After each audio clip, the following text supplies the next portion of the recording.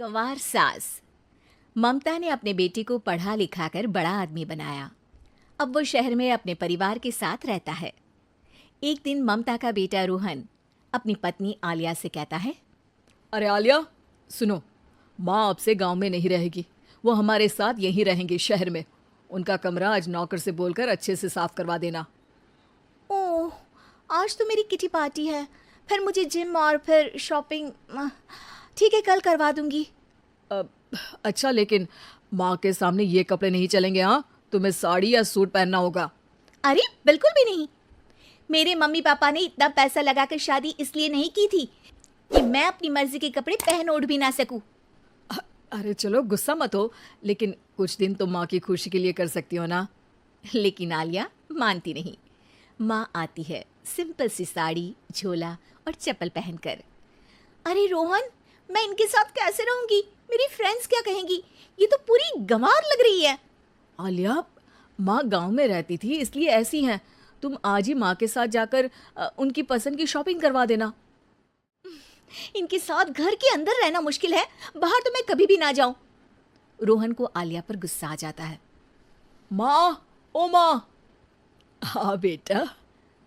वो माँ को ले जाने के लिए उनका हाथ पकड़ता है कि अरे माँ, तेरे हाथ अभी तक इतने कड़े हैं, तूने इसका कोई इलाज नहीं किया? अरे बेटा, इसका कोई इलाज नहीं। वैसे भी मुझे कोई शर्म नहीं कि मेरे हाथ मुलायम नहीं है, क्योंकि इन्हीं हाथों से मेहनत कर मैंने तुझे बनाया है बेटा। अगले दिन। माँ, मैं ऑफिस जा रहा हूँ। कुछ लाना हो तो आलिया को बोलकर फ़ोन करवा देना। रोहन के जाने के बाद, आप ना आज कमरे में ही रहिएगा, घर में पार्टी है, मेरी सहेलियां आ रही हैं, मैं उन लोगों के सामने आपको नहीं ला सकती हूँ। ठीक है बहू, लेकिन तुम कहो तो मैं कुछ खाने को बना दूँ तुम लोगों की पार्टी के लिए। वो लोग सिर्फ कॉन्टिनेंटल या थाई फूड ही खाते हैं। कोई बात नहीं, कभी इंडियन खिलाने वाला कोई मिला नहीं होगा ना। मैं बनाकर कमरे में चली जाऊंगी। जैसे आपकी मर्जी। आलिया के घर उसकी दोस्त आती हैं, पार्टी होती है। अरे वाह आलिया, ये क्या है खाने में? बड़ा ही स्वादिष्ट है यार, इसकी रेसिपी मुझे चाहिए। हाँ, और ये दाल, ओ माय गॉड, मैंने तो किसी 5 स्टार में भी ऐसी दाल नहीं खाई है यार। तू कुक को यहाँ बुलाना। अब आलिया घबरा जाती है। हाँ हाँ हाँ, क्यों नहीं, माँ जी जरा बाहर आइए। आलिया की सास सिंपल सी साड़ी और गांव के अंदाज में आती है। अरे बहू, क्या हुआ? खाना पसंद नहीं आया क्या? बहू? अरे ये गांव से दिखने वाली औरत तुम्हें बहू क्यों बोल रही है? कौन है ये? वो हमारी नई नौकरानी है। सास बहू की बात सुनकर बहुत दुखी हो जाती है। वो सर झुकाकर जा ही रही होती है कि एक सहेली बोल पड़ती है। अरे कहाँ जा रही हैं माँ जी? वो उठकर उनके पैर छूती है। जीती रहो बेटा। क्या है ना, आपकी शक्ल बिल्कुल मेरी माँ जैसी है। पता है आलिया, मैं शहर पढ़ने आई और फिर शहरी हो गई, लेकिन मेरे माँ पापा तो आज भी गांव में रहते हैं, बिल्कुल इनके जैसे ही हैं। आप यहाँ बैठिए ना आंटी, आप सच में बड़ी खूबसूरत है और आपके हाथ का खाना तो लाजवाब है। काश ये मेरी सास होती।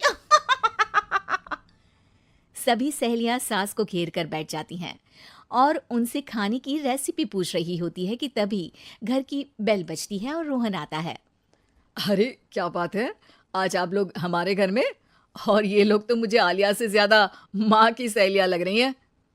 क्या ये आपकी माँ है? लेकिन आलिया ने तो कहा कि ये उनकी नौकरानी है और इन्होंने भी नहीं बताया।